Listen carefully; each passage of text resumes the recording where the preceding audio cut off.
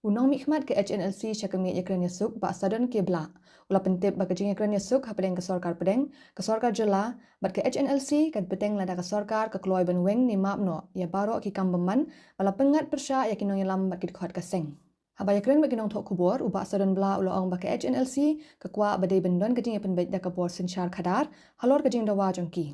Ula ong ba menta karai ke syong haka sorkar lada ke kwa shisha ba kajing yakran yasuk kandang yai beteng. Ubak sadan ula ong bagi sarkar kam nei bencubut perking ya kilinti ka an ni legal process hendrai benshim da karai jong ka bor sinchar khadar lada ka kwa baka jinga kren yasuk kanya biang shakman ke HNLC kala rai ben weng no ya ladi na ka jinga kren yasuk namar ka jing menti ka sarkar ban map no ya baro ki kambeman bala pengat ya kinong ya lam bat kit khot babun ki kes ki porong ki degi bomblas kes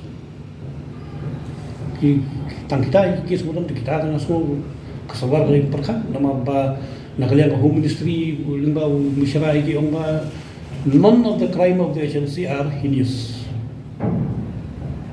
haba kan uri sanjab jab home ministry none of the crime of the agency are heinous in nature kamut kalanti bulu ro kadai de kadang de bendam kadang de bendam nama ba kumpul chuang ni por bengi ya bun ji ki license sau sen tu ngathai la khamlong heinous ka crime tu ni NGO bani ke agency ya kita adalah boleh withdraw tu boleh nak withdraw kita kes kamdai bani ada legal solution nama ba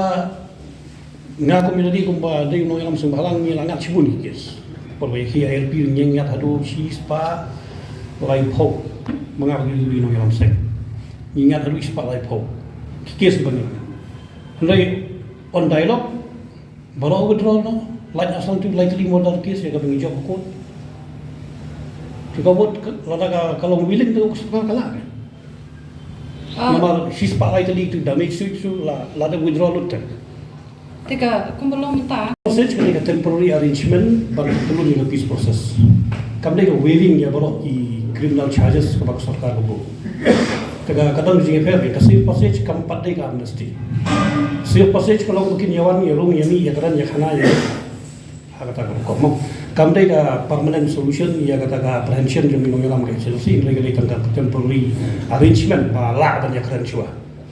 to based on that process ki la yawan la ya kran le kata ka phang ban ong ban ya kran ka amnesty ban withdraw cases ban waive no criminal charges boro kam ka khlom poi ta ya dia phang